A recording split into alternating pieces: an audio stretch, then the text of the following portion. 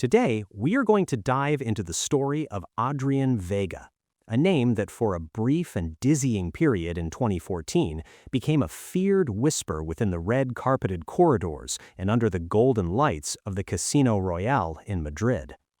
Adrián was not a criminal, nor was he a con artist in the traditional sense of the word. He was a 24-year-old boy with an extraordinary mind. But to understand how a pale, slender young man managed to bring the house to its knees, we first have to understand hunger. Not the hunger for glory, but physical hunger, the kind that drills into your stomach and keeps you awake at night. Adrián's story does not begin under neon lights, but in the gloom of a subsidized housing unit on the outskirts of the city, where the background noise wasn't slot machines, but his parents arguing over bills that never stopped coming. His childhood was a crash course on the fragility of money. He watched his father, an honest but desperate man, consume himself working 12 hours a day, only to see inflation and interest rates eat away his effort before the end of the month.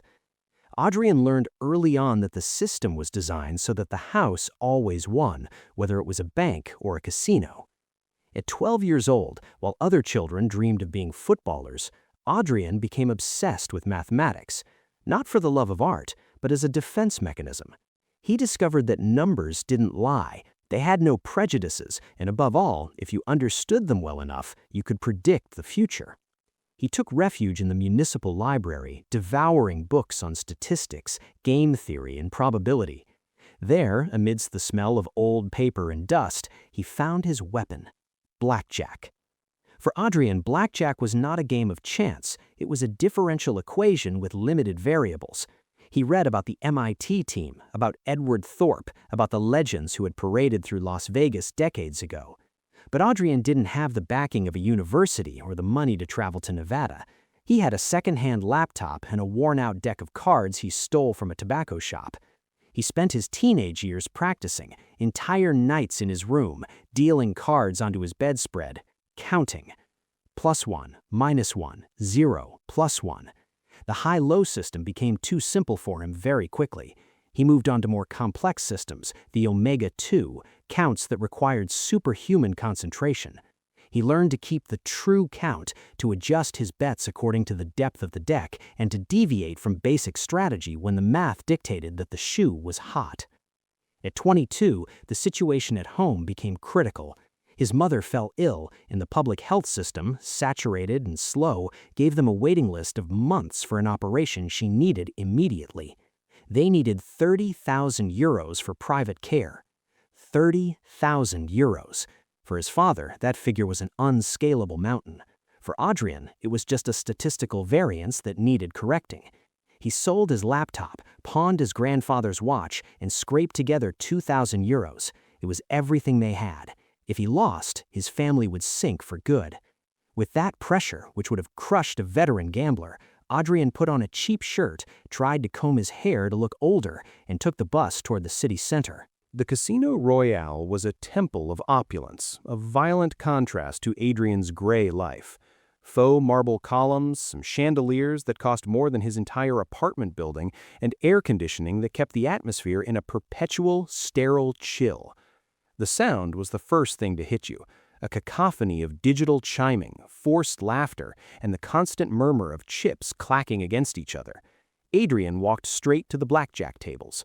He didn't look at the waitresses, he didn't order a drink. He sat at a low minimum table, 5 euros a bet. He needed to go unnoticed, to be a ghost. During the first few weeks, he played with military discipline. He won little, he lost little. He was building his bankroll, his working capital, but most importantly, he was testing his nerve. Counting cards in the quiet of your bedroom is one thing. Doing it with a neighbor's cigarette smoke in your face, loud music, and a dealer watching your hands is something else entirely. Adrián discovered he had a natural gift for camouflage. He had the face of a lost child, a clueless tourist. When he lost a hand, he sighed and made pained faces, acting like just another loser. But inside, his brain was processing every card at the speed of light. He knew exactly how many aces were left in the shoe. He knew when the mathematical advantage swung 0.5% in his favor. And in that moment, his bets went up. not all at once, but gradually, mimicking the lucky streaks of the ignorant. In 3 months, he had turned the 2,000 euros into 25,000. He paid for the first part of his mother's operation, claiming he had landed a job as a freelance programmer. But the lie, like a snowball, began to grow. Easy money is a potent drug, and the adrenaline of beating the system is even stronger. Adrián began to get arrogant, not in his behavior, which remained that of a shy boy, but in his play. He started visiting the casino more often, staying longer, betting heavier. It was then that he entered the radar of the tailor, el sastre. No one knew his real name, but all the casino employees called him that because of his impeccable suits and his ability to cut problems at the root. The tailor was the head of security at the Royale, a man in his 50s with eyes that seemed to scan your soul looking for barcodes. He had been in the business for 30 years. He had seen cheaters with electronic devices in their shoes, magicians with fast hands, and haughty mathematicians. He hated card counters with a personal passion.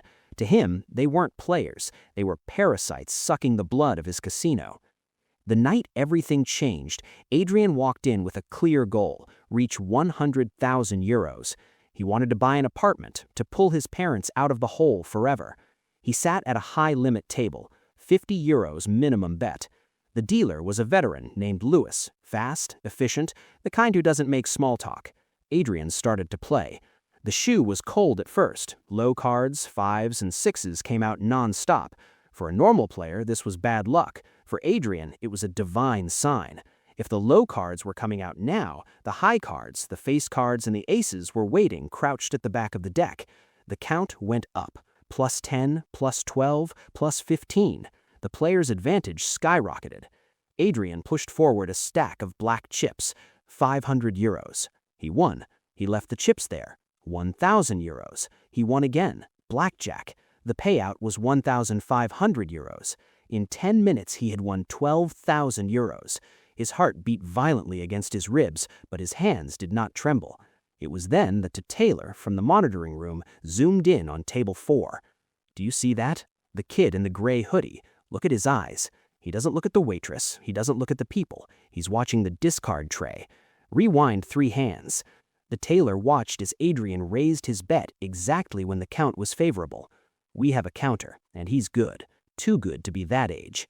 Standard protocol dictated approaching him, patting him on the back, and politely telling him that his game was too good for the casino and that he was invited to play anything else except blackjack. But the tailor was in a bad mood that night. The casino had taken losses that quarter and management was applying pressure. He decided to let him play a little longer, to give him enough rope to hang himself. "Let him continue," he ordered over the radio, "but switch the dealer. Send in Sonia, and tell her to cut the deck in half." Sonia was the cooler, a dealer who shuffled with a technique that broke the rhythm and cut the deck so deeply that the majority of the cards never came into play, rendering counting useless. Adrián noticed the change immediately. The deck penetration dropped to 50%. His calculations were no longer reliable. He should have stood up. He should have taken his 30,000 euros in winnings that night and walked away. But greed and necessity are poor advisors. Just one more hand, he thought. I just need to get the streak back. He started to force it. He bet heavy when the count was neutral, trusting his intuition more than the math. A grave error. Mathematics does not forgive infidelity. He started to lose. 5,000, 10,000. Frustration clouded his mind. He began to vary his basic strategy, making stupid plays, doubling down on hands he shouldn't, trying to win back his losses in one go. It is what casinos call tilt. And then a reverse miracle occurred. In a last desperate attempt, with his last big chips on the table, the deck heated up again. Adrián saw it. He knew face cards were coming. He bet everything he had left on the table, nearly 40,000 euros in a single hand, spread across 3 spots. The tailor saw the move. "Now," he said. 2 security guards, massive in suits that were tight across their shoulders, appeared behind Adrián just as the dealer was about to deal. "Mr. Vega," said one of them in a voice that was deep but low. "Come with us, please." Adrián froze. The casino music seemed to stop. "I haven't played my hand yet," Adrián stammered, protecting his chips. "The house reserves the right of admission and play. Your chips stay there for now. Stand up. You don't want to cause a scene." Adrián looked around. No one returned his gaze. The other players looked at their own cards, avoiding conflict. It was the solitude of the gambler. He stood up, his legs shaking. They escorted him not toward the exit nor toward the administrative offices, but through a discreet side door near the restrooms, which opened onto a bare concrete corridor, far from the luxury of the main hall. The Backroom. The room was small, smelling of stale tobacco and industrial disinfectant. There were no windows, only a metal table and 3 chairs. They sat him down. The tailor entered 2 minutes later, closing the door with a metallic click that sounded like a sentence. There were no offers of coffee or polite chat. "You know how to count, Adrián," the tailor said, tossing a folder onto the table with photos of Adrián entering and leaving the casino on different days. "That is admirable. You have talent. But you have a problem. You are greedy." "Counting cards isn't illegal," Adrián said, his voice cracking, repeating what he had read on internet forums. "It's a mental skill. I haven't used devices. You can't hold me." The tailor let out a dry, joyless laugh. He walked up to Adrián and leaned in until his breath, smelling of mint and coffee, hit the boy's face. "Son, this isn't a Hollywood movie. This is private property, and here we make the rules. We don't care if it's illegal or not. We care that you are stealing from us." "I won that money fairly." "Fairly?" The tailor slammed his fist on the table, making Adrián jump. "You have manipulated the house edge. You have come here night after night to milk us, and now you are going to give it back." Adrián tried to stand up, a gesture of useless bravery. One of the guards put a hand on his shoulder and slammed him back into the seat with a force that made its teeth rattle. The tailor pulled out a document. "You are going to sign this. It is a voluntary admission that you cheated and a waiver of all your current winnings in exchange for us not calling the police and charging you with fraud. Believe me, I have doctored videos that would make it look like you were pulling aces out of your sleeve. By the time the trial comes around, your mother, well, let's just say the stress wouldn't be good for her." The mention of his mother was the low blow that crumbled Adrián. But the money was his salvation. "I'm not going to sign. I want my money." The tailor sighed like a teacher disappointed with a slow student. He made an almost imperceptible gesture to the guard on the left. The man grabbed Adrián's right hand, the hand he moved his chips with, and crushed it against the metal table. "Adrián, listen carefully. You are 24 years old. You have your whole life ahead of you. You can walk out of here without money, but whole. Or you can leave here on a stretcher, without money and with a hand that will never shuffle a card or type on a computer again." Pure terror flooded Adrián. He realized he wasn't dealing with a corporation, but with licensed gangsters. The pain in his wrist under the pressure of the guard's hand was a prelude to what was coming. He thought of the bills, the operation, all his effort. And then he looked into the dead eyes of the tailor. He knew they would do it. They would break his fingers one by one and then throw him in the back alley. No one would ask questions, a settling of scores between gamblers. "Okay," whispered Adrián with tears of helplessness burning his eyes. "Okay, keep it all." The tailor smiled, recovering his corporate composure. He handed him a pen. "I knew you were a smart kid. Sign here and here." Adrián signed with a trembling hand, renouncing nearly 70,000 euros in chips he had accumulated, renouncing his mother's operation, the house, the future. "Now get out," said the tailor, putting the paper away. "And Adrián, your face is in the Griffin database. You won't be able to enter a casino even to use the bathroom, not in Spain nor in Europe. If I see you again within 100 meters of my door, we won't be so kind." They threw him out the service door, pushing him onto the cold, rainy street. Adrián fell to his knees on the wet asphalt. He didn't even have money for the bus back. His pockets were empty and his soul was broken. The sound of the rain mixed with the hum of the casino neons behind him, flickering indifferently. The journey back home was a long 3-hour walk in the rain. When he arrived, his parents are sleeping. Adrián crawled into his bed, soaked, shivering not from cold but from shock. He looked at his intact hands. Physically, he was fine, but something inside him had died that night in the back room. He had learned the hardest lesson of all, one that wasn't in the math books. No matter how smart you are, no matter how well you calculate the odds, brute power, violence, and money always have an advantage you cannot count. Adrián never played again. He got a mediocre job in a gray office, earning minimum wage, paying off his father's debts penny by penny over years. His mother's operation was done through the public system months later, and although it went well, the wait cost her health and years of life.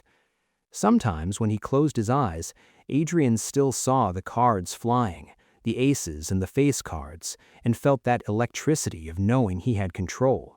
But then he would remember the cold of the metal table and the look of the tailor, and he would open his eyes, grateful to remain a nobody, poor but alive, far from the lights that promised fortune and only delivered darkness. The house had won, as always, not with mathematics, but with fear. And Adrián, the genius who almost broke the bank, became just another statistic, a ghost walking among normal people, knowing that he touched the sky with his fingertips and had his wings burned.